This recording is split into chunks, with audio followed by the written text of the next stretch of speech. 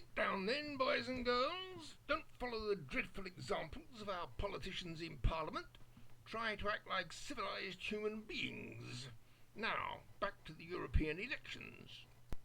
Altogether, in this week's election, there will be 39 parties putting forward 747 candidates. I will most certainly not in this series make any mention of the majority, as they are very small and in the main merely interested in making some obscure point with no expectation of winning a seat. I will mention first those parties which will end up with few seats but are nevertheless significant. The Green Party, first, have candidates in all 12 constituencies. Traditionally, they do better in EU elections than in home elections, and votes were boosted in the early days of the great global warming scare. But now that the predictions have failed to materialise and are seen to be based on false premises, that is, inaccurate understanding, Millie Brain, not a building with subsidence, and governments have used green arguments as an excuse to raise extra taxes, the attraction of the Green Party has waned. The leader, Natalie Bennett, doesn't seem to think so though, but then she says other odd things too. On oil fracking, she said it was a very uncertain industry that may very well not get off the ground. I always thought that oil was under the ground. Who wants oil off the ground? Fracking has suddenly made the USA self-sufficient in oil, but of course the stuff is the wrong colour for Barmy Bennett. The Scottish Nationalists are of course standing only for the 6 Scottish seats, but with the eternal optimist Alex Salmond at the helm, they believe they will take over all Europe. You think I'm exaggerating? No fear of that with this fellow. He recently claimed that Scotland will be the pivot of Europe. As if 80 million Germans with 99 seats in the Parliament would allow that. This party is in a very odd position at this election. It wants to win seats that it can hold for 5 years, and it wants to stay in the European Union, and it wants Scotland to leave the United Kingdom. But in the latter case, it would automatically leave the EU with no assurance that it could get back in. Before the 5 years runs out, the UK may well have a referendum and then leave the European Union, with Scotland in neither the European Union nor the UK, and the Scotch MPs thrown out of their seats.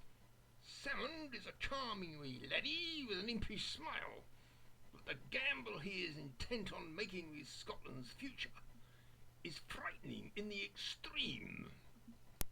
A few years ago, the same chappie was holding up Ireland and Iceland as examples to Scotland as to how prosperous it could be on its own.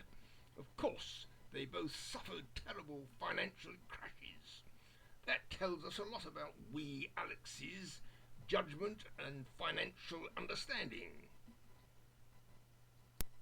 Salmond's optimism has only ever been matched by Noah's, and the latter had God on his side. The only time Salmond talks to God is when he's looking in the mirror. Then there's Plaid Cymru, the party of Wales, who almost match Salmond in wild optimism, but are nowhere near a match in ability or charm. These people will make a virtue of being beggars or conmen.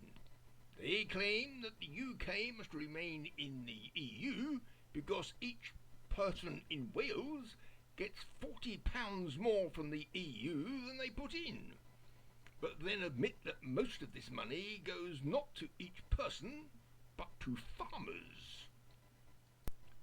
They seem totally oblivious of the fact that the money that comes from the EU is but a small fraction of what the UK as a whole pays in, and that, relieved of that burden, the rest of the UK could easily more than compensate for the Welsh loss.